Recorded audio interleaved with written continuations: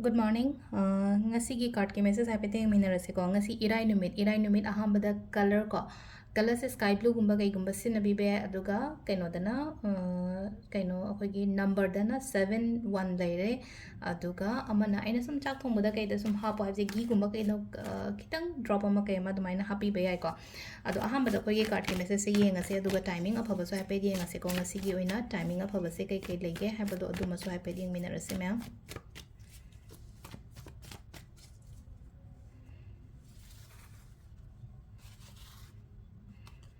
सिदगी 3 card खतंग लोथोकजरगे को card number 1 card number 2 card number 3 को अहांबगी अनि सुबगी अहुम सुबई को अहांब खनबंग गी ngasi को अहांबगी अहांब चूज तो बंग गी ना हादी करी मैसेज लाके हाइबदो ngasi की ओइना को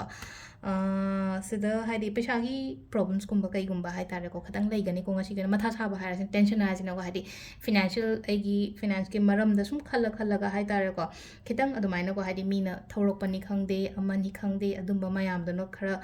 खरा हाय तारे टेंशन गुंबा खतंग लेबदो को केम खनगनो को हादी सिगी तौरिबो मतम से अदुम पास तौगिने को मतम खरा खतंग गिने अदुम लेना को याम का हाना फतबा खंजन बिगनो को सिगी से पैसा से हादी पैसाने तोन मिंगोंदा तोनगिबा एंगोंदा तोनबा हाइसे हौना सानिना को अदुदुना हाइदे सुमाइना खरा टेंशन गुंबा कई गुंबा खतंग लेगनी को हाइदे सेल गी मरमना ओइरगा खरा टेंशन गुंबा लेबदो हाय तारे को हाय फर्स्ट कार्ड को नंबर 2 सिना मु आइना खलिबा आइना पामिबा पोतो फंगबा लाकपा गुंबा सो ओइ अदुगा मैनिफेस्टेशन गुंबा याम तौबियो को मैनिफेस्टेशन तौगिबा लेरगा जो आइना तौगिबा गुंबा अदुम ngasi गुंबा गा लाकपा फंगबा अदुमाइना ओइना ओइबदो को नंबर 3 सिना अमुक से लेसे को हाइदे पोचिंग से यामना होल तौरगा थंबगी टाइप तमा तौ को हाइदे होल तौरगा थमगनो सिगी पोट मैम से चलहनगो नुआइतबा लेरगति को जस्ट लेट गो हाइदे पाइसलगा थमगनो हाइदे कानादबा पोट कानादबा वाखन हाइदे खंजलगा लेबे दरकार होइदे को अदुनि को सिदा हाइसे को दुगा टाइमिंग सिने की पुंग मंगा गा मिनिट मापन दगिना पुंग मापन गा मिनिट फुतर फाउंग लेरे दगी 33 गा मिनिट 35 दैना 12 गा मिनिट 52 फाउंग लेरे को नुंगदा वरंगिना 3 गा मिनिट 53 दगिना मंगा गा मिनिट 19 फाउंग लेरे अदुगा नुंगदांगिना 9 गा मिनिट 9 दैना मापन गा मिनिट 51 फाउंग लेरे अदुगा अथेंगबा अहिंगिना को 33 गा मिनिट 53 दैना नोंगलमदाइगी 3 गा मिनिट 90 फाउंग लेरे को सिसिना खोइगी ngasi ओइना अफबा टाइमिंग को अदु सिदा लेरे अखोइगी